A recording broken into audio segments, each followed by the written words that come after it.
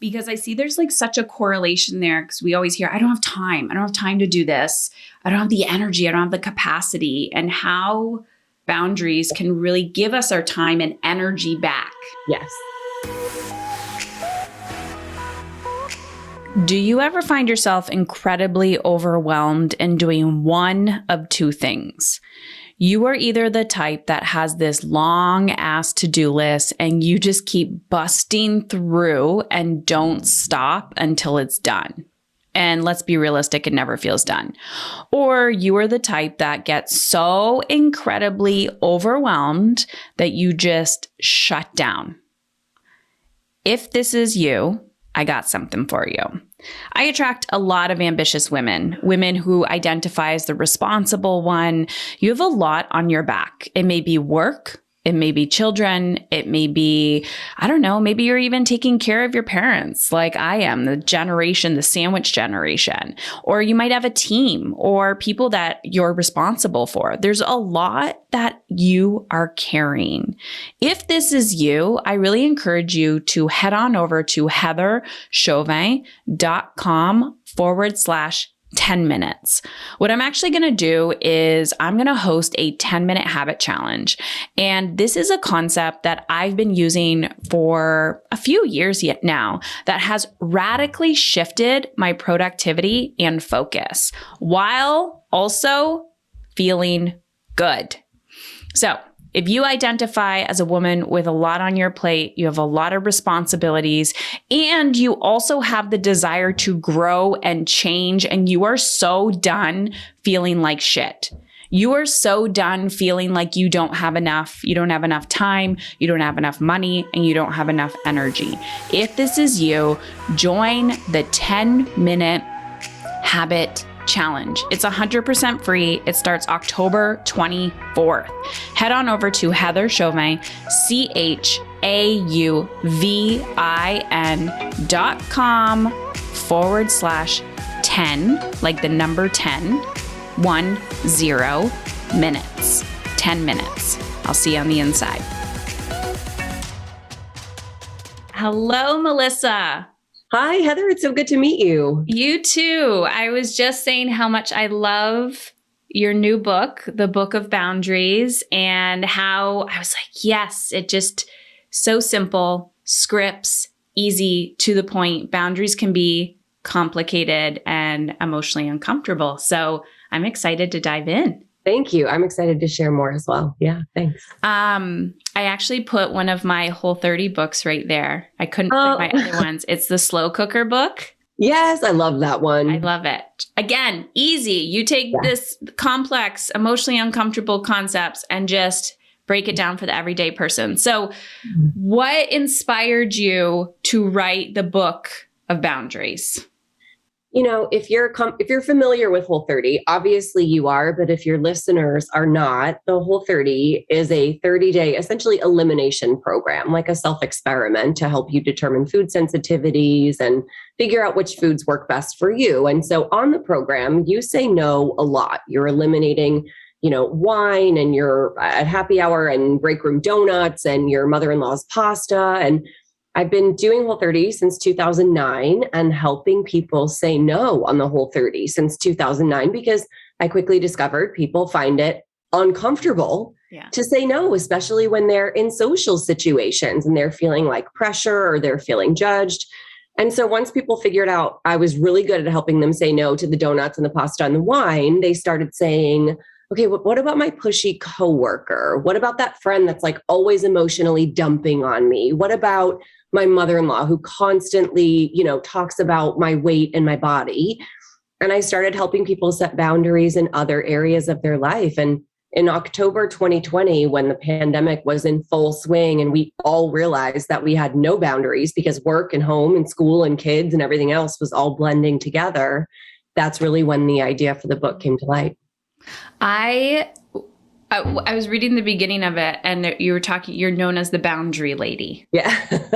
And I love being in relationship with people who have really, really good boundaries. It takes so much pressure off. So can we just talk about the healthy benefits of boundaries? Yes. So I think One of the misconceptions about boundaries is that they're somehow mean or selfish or controlling. They're about telling other people what to do. And that could not be further from the truth. Mm-hmm. A healthy boundary always comes from the self. And it's about telling other people where your limits are to keep you safe and healthy and improve your relationship. So, really, if you reframe it, boundaries are a gift. They're a way of saying, Heather, I want you in my life. And I want to have an open, trusting, respectful relationship that makes both of us feel good. And if I share this limit with you in an effort to deepen our relationship and you're able to respect that, our relationship is now going to open up. You know where my limit is. You don't have to guess. You don't have to be a mind reader. I'm not going to show up resentful or angry if you get it wrong or dread our interactions. Setting a healthy boundary in all of your relationships really brings this enormous sense of freedom. And it does make all of your relationships, including friendships, better.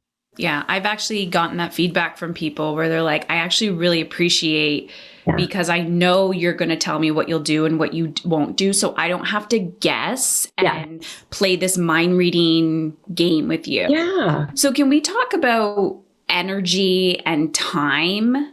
Because I see there's like such a correlation there because we always hear, I don't have time. I don't have time to do this. I don't have the energy. I don't have the capacity. And how boundaries can really give us our time and energy back. Yes. As women, we have been conditioned by the patriarchy and stereotypically rigid gender roles, sexism, perhaps religious influences. We have been conditioned to believe that we should not have needs, that our needs do not matter, that we should be small and compliant, and that especially when we become moms, because I'm a mom, everyone else's needs should come before yours. And in fact, should come in place of yours. And we give and we give and we give, and we're all so freaking tired. And boundaries are not about saying only me, I'm only going to take care of me, but they're about saying, I need to take care of me too, right? I need to take care of me as well. And if I am going to be of service to you, my community, my friends, my family, my kids, my job, I have to make sure that I keep my own cup full.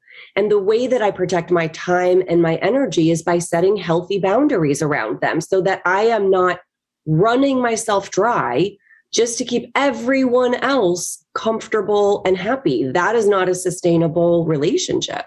Yeah, my whole community started through parenting. So I have 3 boys. Yeah. And I didn't really understand the importance of boundaries. And then when I started implementing them, of course, the guilt came up of feeling you briefly talked about it, feeling like a bad person. But let's talk about guilt for a second in general, because when you start to say, okay, I want to feel better, whether that's through food, movement, relationships, whatever your thing is, the pain point that's bringing you to this moment of I'm craving freedom, a boundary needs to be implemented, and then all your shit comes up. So how do you process guilt? And we're just using guilt as an example. When you're doing that and you're getting the pushback from the mother-in-law, the child, the partner, humans. Yeah. Guilt can be incredibly productive in an kind of natural biological world. When we do something wrong that harms someone else and then feel guilty about it, that is a really powerful sort of motivator for behavior change. But the kind of guilt and feel bads that come with boundaries is not earned. We have to reframe this idea that we are doing something wrong by acknowledging that we have needs and advocating for them clearly and kindly. And I think it's important to separate the person's reaction to your boundary from the feeling that it might bring up. Just because your mother-in-law reacts poorly to you saying, please don't criticize my body or talk about my body, or please call before you drop by, or please don't plan vacations to my home without checking with us first. Just because she reacts poorly to that doesn't mean that you did anything wrong. And I talk quite a bit about how other people's response to your healthy boundary is not your business or your responsibility. People need to manage their own feelings, but there is a big unlearning process that has to happen around, I am not wrong or bad for having needs or advocating for those needs in a way that serves the relationship. Because asking your mother-in-law to call before she stops by is good for your relationship, so that when she shows up, you're not cranky and resentful and short and snappy. Like, it's a good thing. Yeah. But sometimes people don't like to be faced with either, well, people don't like boundaries. Let's put it that way. They make people very uncomfortable in general. Yeah. There's a story I want to tell you, which I thought was interesting. When I was reading your book, my son came in, he's 17, the oldest, and I don't know what we were talking about, but I was implementing a boundary. Yeah. And he goes, "What are you reading?" And I put it up and I started laughing hysterically. And he looked at me, he's like, "Oh, fuck, like I'm screwed."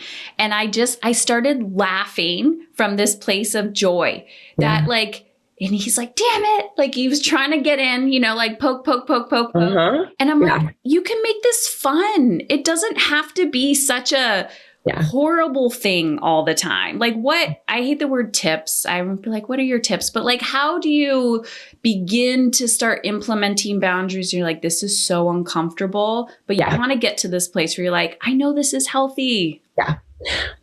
So people say all the time, I don't want to set boundaries because it's uncomfortable. It's uncomfortable to have the conversation. It's uncomfortable to advocate for myself. But I gently point out that what you are doing now is also uncomfortable. Yeah. The swallowing your feelings and eating, your needs, and walking around feeling resentful and angry and frustrated and dreading your interactions. And every time the person leaves, you're running through what you could have said or should have said in your head. All of that is uncomfortable too. So what you're really doing is picking a path of discomfort that actually leads to real sustainable change. And I think people expect that every time they set a healthy boundary, it's going to be met with tons of resistance and pushback and anger. And most of the time, people just go, "Oh, okay, I didn't know. Yeah, thanks for letting me know." And it can be that easy. So I like to tell people, don't go into it anticipating or gearing up for battle, because that's how you're going to show up. Yeah. Assume that the other person just didn't realize you had a limit. And once you communicate it kindly and clearly, they're going to want to meet you in that because they love you and they care about you. Yeah. I noticed during, the last few years, there's a lot going on, especially emotionally for people. And I found myself wanting to I'm introverted to begin with, but having to come out of that shell took a lot more effort. And I had to find compassionate ways to tell people I don't want to socialize. I'm just not feeling the vibe. Yeah. I'm like, please don't take it personally. I get asked all the time for coffee dates and walks. I don't want to. Yeah. And I'm like, it's not personal. I love you dearly. Yeah. So I know you have red, yellow, green. You did this a lot in the book with scripts. Can you talk about what those mean? And So one of the things that I really wanted to do with the Book of Boundaries was to make it incredibly practical. And I think one of the things people struggle with the most is they're like, okay, I'm sold on why I need boundaries. I know they're going to bring me freedom. I know I'm going to lose this dread and anxiety and resentment. They're going to make the relationship better. Cool. How do I say it? What are the actual words that I use? So I've been using scripts with people on the Whole30 since the earliest days. And I give you 130 plus scripts in the book. But I have this system that I've been using for boundaries since early 2000s, green, yellow, red. I want you to use the gentlest, kindest, softest boundary possible, still clear, but very gentle, the very first time you try to set a boundary. Because if you can do just the minimum effort and still have your boundary respected, that is the absolute best case scenario. If I go in so gentle and you get it, and now we don't have to have the conversation again, great. However, if you do get pushback or the person forgets a number of times and you need to escalate your language to make it really clear that this is a boundary that you're going to hold, you then escalate to sort of the yellow verbiage, which is still kind, but a bit more direct. And if you're still facing somebody who is incapable or unwilling of respecting your boundary, then you've got this red boundary, which is essentially, look, I've been asking you to meet me, in good faith in this limit. And since you are proving unwilling or incapable, here is the action that I am going to take to keep myself safe and healthy. And that red boundary is really the consequence. I love it. Yeah. You're like 1, 2, Uh-huh. Yeah. And sometimes I give like a fuchsia level because sometimes it gets to that, but that's not official. So fuchsia. So how has this worked within your intimate circles? Like you become this type of person who is known like she's got boundaries, Yeah. right? So Yeah. curious how this works with parenting, your relationships. People, sometimes I think people are a bit taken aback. I hear all the time, like, but that's rude. You can't just say no, thank you. That's rude. You need to explain, justify, have a reason. And I'm like, isn't it so fascinating that we have been conditioned that direct automatically equals rude? Not the case at all. I'm always kind with my boundaries. So sometimes I think it takes people aback because they haven't had that modeled for them. Mm-hmm. And that's not normal in relationships, especially in certain cultures, religious cultures or family cultures. But now that we've established this practice in my relationships, I will say every single person in my life thinks it is a gift. Yeah. They know that I say what I mean. That if I say yes, they don't have to ask me twice, and I'm not going to show up resentful, and I'm not going to be mad at them 2 days later because I said yes when I didn't mean it. They know that I am like in, and I'm going to like absolutely stick to that commitment. If I say no, at this point, they're like, okay, I completely get it. Like you've thought about it. It's not within your capacity. I respect that you're taking care of yourself. And what I find is that the more I am modeling healthy boundaries, the more comfortable other people feel setting them in their own lives and setting them with me, which I think is awesome. My kid sets boundaries. He's 9 with me all the time. And I think it's wonderful because I didn't have that relationship growing up. And boundaries, especially with kids, bring a real sense of safety into your relationship. Yeah. And then he's going to be able to do that in other relationships in his life and as he becomes an adult.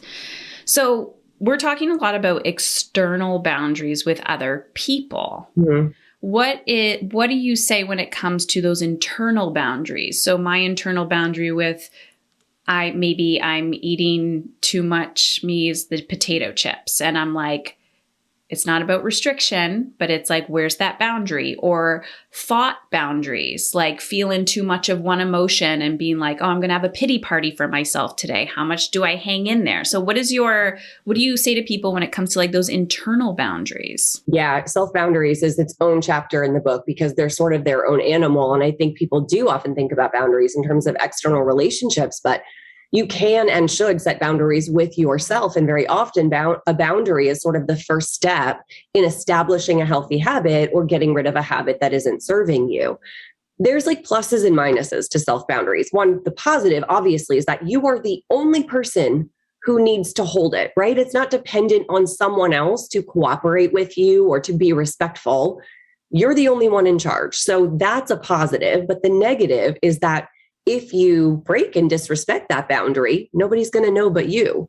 And it can feel in the moment like there are no consequences. If I tell myself, for example, I'm not going to check my phone in the hour before bed because nothing good comes from checking my email or social media one last time before I go to bed. And then right before I go to bed, I pick up my phone, like nobody's going to come in the room and like smack it out of my hand. Yeah. But there are significant consequences if you think about future Melissa.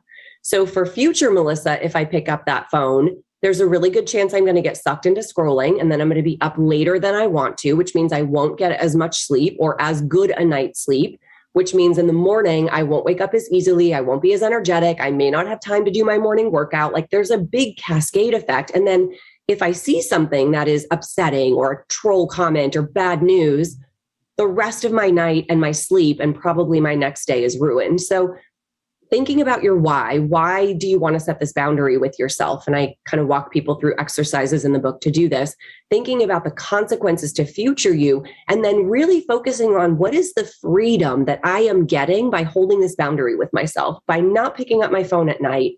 I am free to go to bed on my own terms. I am free to fall asleep thinking happy thoughts and feeling really relaxed and really grounded and maybe reading my book or listening to a meditation instead. I'm free to get a good night's sleep that's not disturbed and wake up in the morning with energy. When you frame it like that, it becomes far more significant than just picking up a phone. It's far more meaningful. And that's how I kind of frame self-boundaries. And what about So I'm going to take it one step further. That's like the boundary with like still something external, like your phone, but nobody knows about it. So let's go internal with story boundaries. I know you are a fan. I believe you're a fan of Byron Katie work. Yes. I love Byron Katie work. Yes. So that's boundary. That feels like boundary work too. You know, it is, in that when I find myself up against a stressful thought and I know that I'm like anxious and upset and whatever, my boundary at this point, and I set this a while ago after working with a Byron Katie trained practitioner, is I'm not going to leave this feeling until I do some work around it. So I'm not going to distract myself with like technology or food or friends or whatever work. I'm noticing that I'm feeling this and I'm going to stay in it for a minute. And then instead of just humoring that story, I'm going to do some work on it. I'm going to examine why I'm feeling stressed and what this feels like. And I have additions to the practice, like where am I feeling it in the body and what's coming up for me. So I purposefully create space for myself to like experience the feeling and then do some work on it. So I think you can set boundaries with yourself around a number of things. You know, maybe it's reminiscing about your ex, or scrolling through, old photos of your ex. Maybe it is telling stories about, I'm a recovering drug addict. I don't tell stories about my drug days. I just don't. It's not healthy for me. It never takes me to a good place. So I just don't do it. So I think that, and obviously boundaries around things like sleep and your sleep routines or exercise routines, those can be incredibly helpful and incredibly powerful if you frame them in terms of what are the consequences if I don't hold them, and what are the freedoms that these boundaries will bring me. I love that you just said that about what stories you'll tell or won't tell. And it's not, I'm assuming, this is an assumption, it's not that you don't want to tell those stories, that your identity is no longer attached to them. Like I had stage 4 cancer 9 years ago, and I wrote a book on it. And I'm like, this is not my story. This is not my current reality. I'm like, I don't need to go back there again and again. Yeah. And it almost felt like a healthy boundary of like, I am this version of me now. Like, we don't have to reminisce in the horrific stories. We all have a story or challenge. And so I'm just curious what that is for you, that boundary. Yeah, for me, when I talk about my drug use, it takes me to one of two places. Either one, I get to a place where I tell myself, it actually wasn't that bad. It wasn't that bad. Like I've seen documentaries and I know what happened to this friend, and my boyfriend went to prison, and like, it wasn't that bad. Or I get to a place where I want to prove to you that I was the best drug addict in the world. I was so good at it. And like, neither of those are healthy for me. And because I'm in the public eye, and because I do share a lot of my life vulnerably, people feel as though they can ask me all kinds of questions, and they can. It is not your job to guess my boundaries. You can ask me anything you want. It is up to me to set and hold them, but I can feel a bit of pressure to share in an equally vulnerable way. And sometimes I have to say to myself, that does not serve you. And it's okay to say, just because you asked does not mean that I have to answer. So, with your book, I imagine it's something similar. Yeah. And also I'm sure there's information out there. So you're like, go read this, go read that. Yeah. Like it's out there. You can go do that. I don't need to say it again. Yeah. Yeah. And I think it's important to note that the best boundaries are also flexible. So there are moments where I do flex my own boundary because contextually it serves me to do so. And I think that's important to note too. They're not rigid. Yeah. They should be flexible. So I'm curious, your book is coming out. You're going to be doing a lot of media. How are you holding boundaries to make sure that you're not burning out during this process? Because I know people have seasons. So I'm just curious how you're maintaining that. Yeah. I mean, I'm in LA right now. I'm, in my hotel room with my laptop stacked on a bunch of random things. I have some prep ahead of time before I leave on trips like this, where I keep my life very, very small. I spend time with my family. I work out. I sleep a lot. And that's about all I do. I don't really socialize. I don't take on a lot of extra work projects. I say no a lot. I mean, my away message, if you sent me an email this week, my away message is bomb proof. You are not getting past this away message. And I talk about how to craft those in the book as well. I really prioritize, as much as it's fun to like be in LA and want to take myself out for dinner or go shopping or meet with friends here.